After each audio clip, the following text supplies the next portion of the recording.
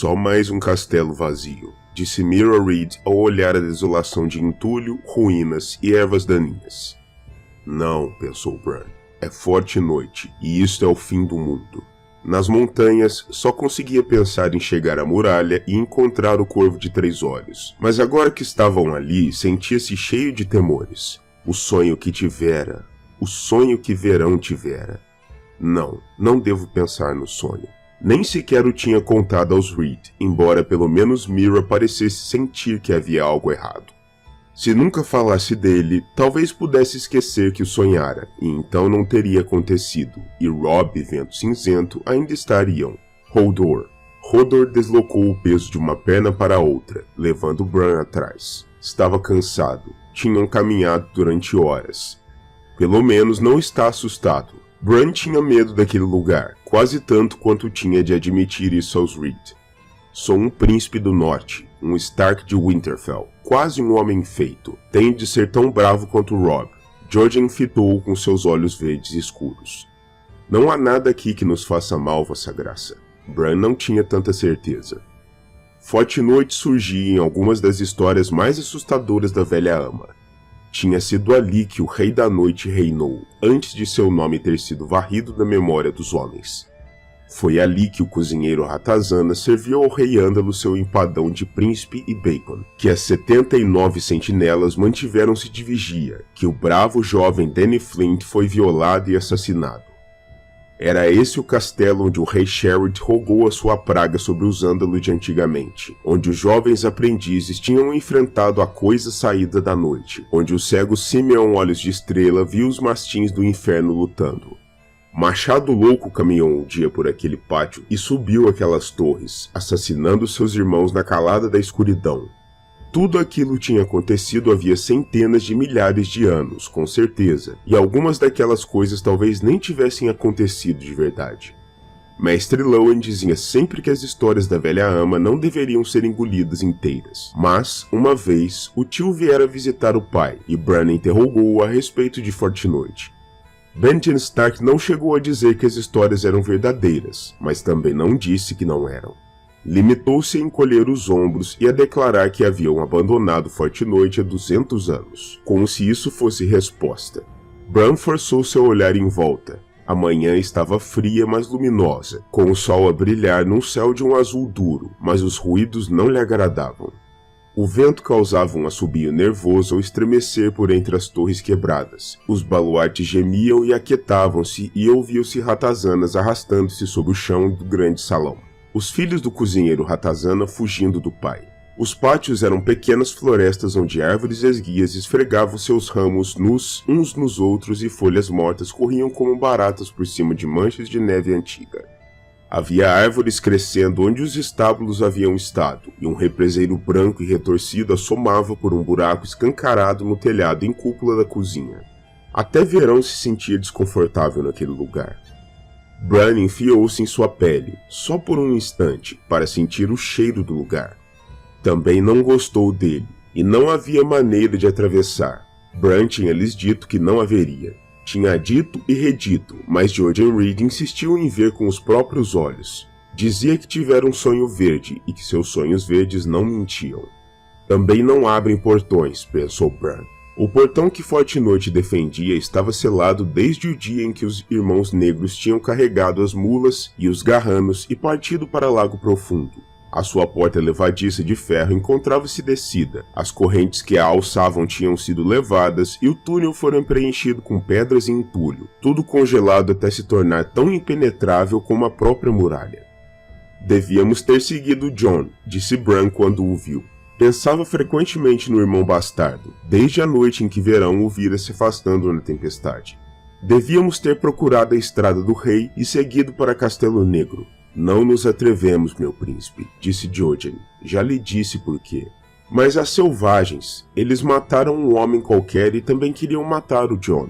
Jojen, era uma centena. Foi o que você disse, nós somos 4. Ajudou seu irmão, se é que ele era realmente ele, mas isso quase lhe custou o Verão. Eu sei, disse Bran com um ar infeliz. O lobo gigante tinha matado 3 deles, talvez mais, mas eram muitos. Depois de formar um anel apertado em volta do homem alto sem orelhas, tinham tentado se esgueirar atrás da chuva, mas uma das flechas veio num relâmpago atrás dele e a súbita punhalada de dor expulsou Bran da pele do lobo e fez com que voltasse à sua. Depois que a tempestade finalmente passou, tinham se aninhado no escuro, sem uma fogueira, falando em sussurros quando falavam, escutando a respiração pesada de Hodor e perguntando-se a si mesmos se os selvagens iriam tentar atravessar o lago de manhã. Bran tentara várias vezes alcançar Verão, mas a dor que encontrou afastou-o, da mesma forma que uma chaleira em brasa nos faz afastar a mão quando tentamos pegá-la. Só Hodor dormiu naquela noite, murmurando Hodor, Hodor, enquanto se debatia e virava.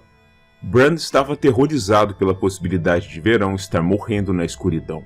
Por favor, ó deuses antigos, rezou, levaram Winterfell, meu pai e minhas pernas, não levem também o Verão, e protejam também Jon Snow, e façam com que os selvagens vão embora.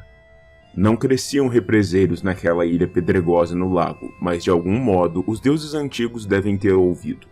Os selvagens levaram tempo até partirem na manhã seguinte, despindo os corpos de seus mortos e do velho que tinham matado, e até pescando alguns peixes no lago, e houve um momento assustador quando 3 deles encontraram o caminho elevado e começaram a avançar pela água, mas o caminho virou e eles não, e 2 quase se afogaram antes que os outros os puxassem para a terra.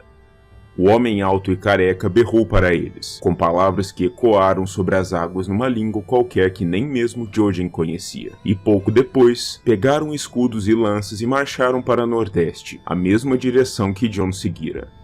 Bran queria partir também, para ir à procura de Verão, mas os Reeds disseram que não. Vamos ficar mais uma noite, Jojen disse. Colocar algumas léguas entre nós e os selvagens. Não quer voltar a encontrá-los, não é? Mais tarde nessa noite, Verão voltou de onde quer que estivera escondido, arrastando a pata traseira. Tinha comido parte dos cadáveres na estalagem, afastando os corvos, e depois nadado até a ilha. Meera arrancou a flecha quebrada da pata dele e esfregou a ferida com a seiva de umas plantas que encontrara crescendo em volta da base da torre. O lobo gigante ainda mancava, mas parecia a Bran que fazia um pouco menos a cada dia. Os deuses tinham escutado.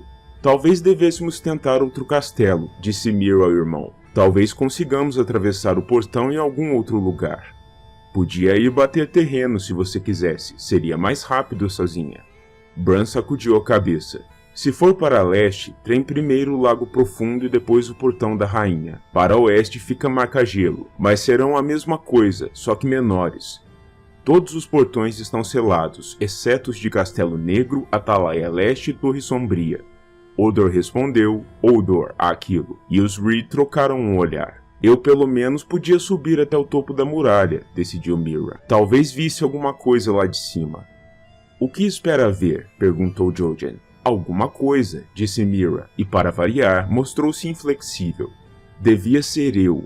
Bran ergueu a cabeça para olhar a muralha e imaginou-se escalando centímetro a centímetro, enfiando os dedos em fendas no gelo e abrindo apoios para os pés aos chutes.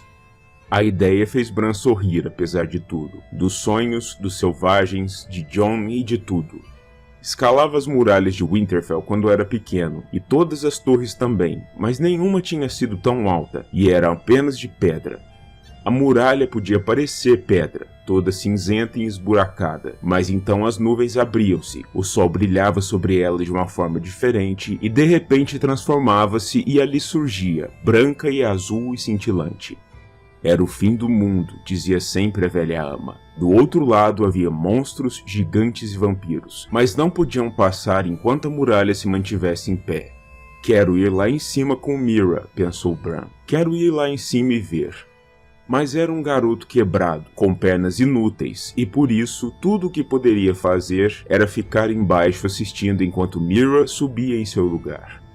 Ela não estava realmente escalando, como ele costumava escalar. Estava apenas subindo uns degraus que a Patrulha da Noite entalhara havia centenas de milhares de anos. Lembrava-se de Mestre Lowen dizer que Forte Noite era o único castelo onde os degraus tinham sido cortados no gelo da própria muralha, ou talvez tivesse sido Tio Benjen. Os castelos mais novos tinham degraus de madeira, ou de pedra, ou longas rampas de terra e cascalho. O gelo é traiçoeiro demais. Foi o tio que lhe contou aquilo. Ele disse que a superfície exterior da muralha às vezes chorava lágrimas geladas, embora o núcleo, lá dentro, permanecesse congelado e duro como pedra.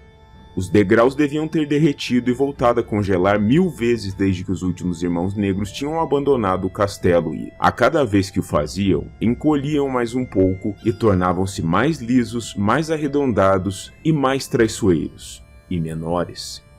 É quase como se a muralha estivesse engolindo-se de volta. Mira Reed tinha pés muito seguros, mesmo assim avançava lentamente, deslocando-se de protuberância em protuberância. Em 2 locais, onde os degraus praticamente já não existiam, ficou de 4. Será pior quando descer, pensou Bran, observando. Mesmo assim, desejou ser ela e estar lá em cima. Quando chegou ao topo, engatinhando pelas saliências geladas que eram tudo o que restava dos degraus superiores, Mira desapareceu de sua vista. Quando é que ela desce? Perguntou Bran a Jojen. Quando estiver pronta. Ela vai querer dar uma boa olhada. Na muralha e no que está para lá dela. Devíamos fazer o mesmo aqui embaixo. Hodor? Disse Hodor, com ar de dúvida. Podíamos encontrar qualquer coisa, insistiu Jojen. Ou pode ser que alguma coisa nos encontre. Mas Bran não podia dizer isso. Não queria que Jojen o julgasse covarde.